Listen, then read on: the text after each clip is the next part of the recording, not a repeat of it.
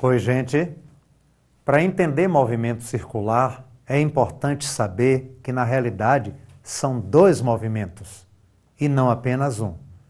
Tem um movimento que se chama linear e tem um outro movimento que se chama angular. Eu quero que você entenda isso muito bem e por isso eu vou lhe fazer um convite. Quero que você vá até o quintal da casa de Marival. Pronto, você já está vendo o quintal da minha casa. No centro do quintal tem um toco de árvore, tem uma corrente muito grossa presa a este toco e a outra extremidade, bem esticada, tem um cachorrinho. É o cachorrinho do quintal da casa de Marival. Este cachorrinho feroz mantém a corrente esticada, mas é uma corrente pesada. E enquanto ele anda, ele vai deixando um rastro. É o rastro do cachorrinho enquanto caminha pela areia. E é claro, a corrente também vai arrastando na areia. Isso produz dois movimentos.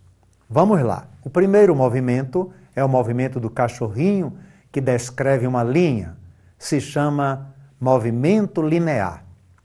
E o segundo é o movimento da corrente, que vai varrendo a areia e que se chama movimento angular. A física tem dois conceitos para esses dois movimentos. O primeiro, preste atenção, se chama velocidade linear. É igual ao comprimento da linha dividido pelo tempo. E o segundo se chama velocidade angular. É uma letra grega, ômega, você está vendo? É igual à divisão do ângulo descrito pela corrente dividido pelo tempo. Em resumo, velocidade linear é linha sobre tempo e velocidade angular, ângulo sobre tempo. Ah, Marival, mostra pra gente como é que se podem fazer perguntas com esses dois conceitos. Eu tenho uma coisa muito boa para você. Estamos diante do planeta Terra girando. Eu quero lhe fazer uma pergunta. Quero que você olhe para um habitante da cidade de Manaus e para um habitante da nossa cidade, de Salvador. Ambos estão acompanhando o planeta Terra.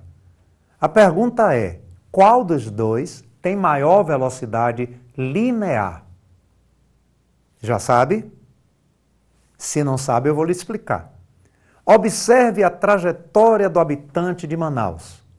Ele descreve uma circunferência na linha do Equador, não é mesmo?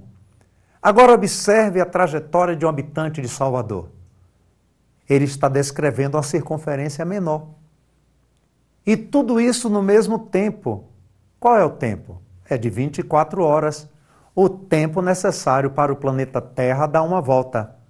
Lembre que o habitante de Salvador leva 24 horas para acompanhar uma volta da Terra e o habitante de Manaus também leva as mesmas 24 horas. Mas tem uma coisa a mais. O habitante de Manaus é obrigado a percorrer uma circunferência com um comprimento maior. Por esta razão, a velocidade linear de um habitante de Manaus é maior que a velocidade linear de um habitante de Salvador. Agora eu vou lhe fazer uma outra pergunta. Qual dos dois habitantes tem maior velocidade angular? Quando eu falo em angular, lembra da corrente do cachorrinho. Então vamos ligar o habitante de Manaus por uma corrente invisível ao eixo de rotação da Terra. E vamos fazer a mesma coisa com o habitante de Salvador. Ótimo! Agora vamos fazer a Terra girar. À medida que a Terra vai girando, as duas correntes invisíveis vão varrendo um ângulo.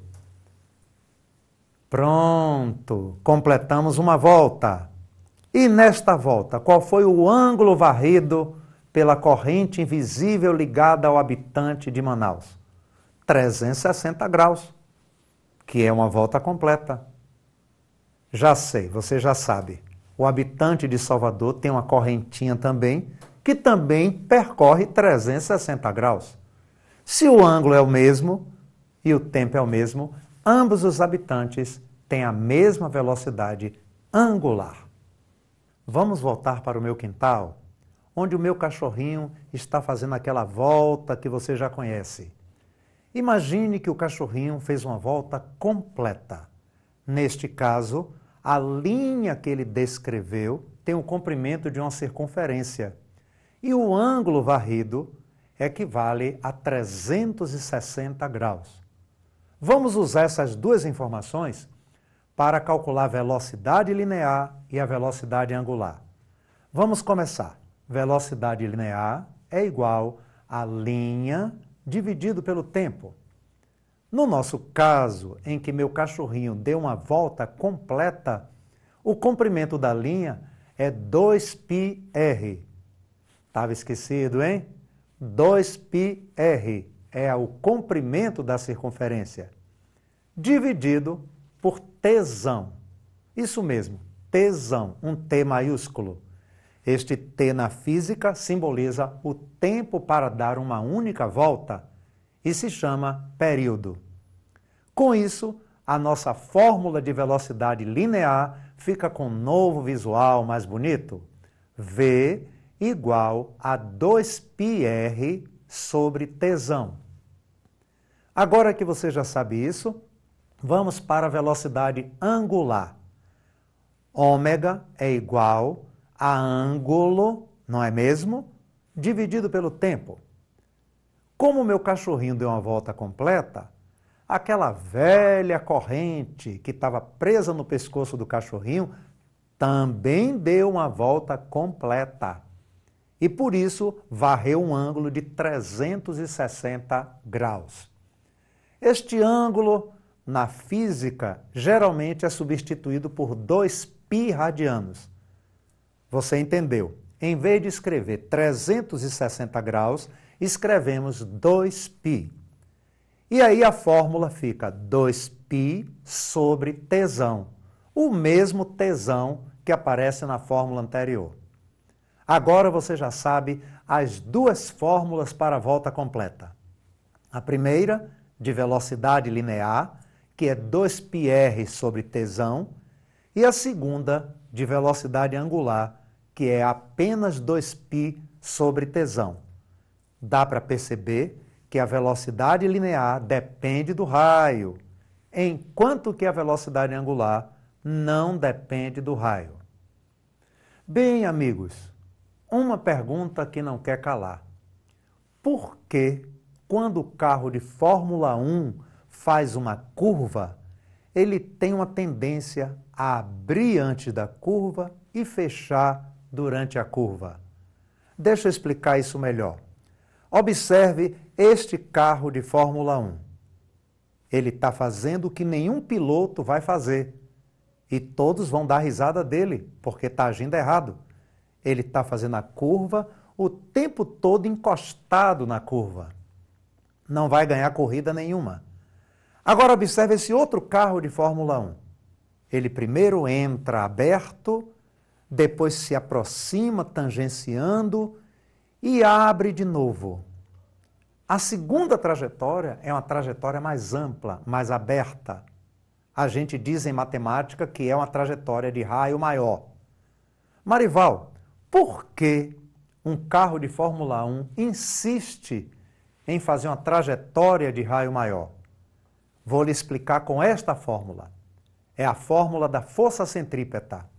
Fc igual a mv ao quadrado sobre r, onde Fc é a intensidade da força centrípeta, o m é a massa do carro de Fórmula 1, o v é a velocidade do carro, não esqueça que ela está ao quadrado, e o r é o raio.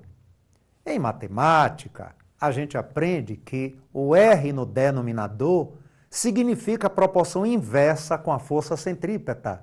Ou seja, quanto maior o raio, menor a intensidade da força centrípeta. E isso é o desejável. Quando a força centrípeta não é muito grande, o perigo de derrapar também não é muito grande. E isso é o que todo piloto de Fórmula 1 sabe fazer muito bem. diminuir a força centrípeta nas curvas. Um grande abraço.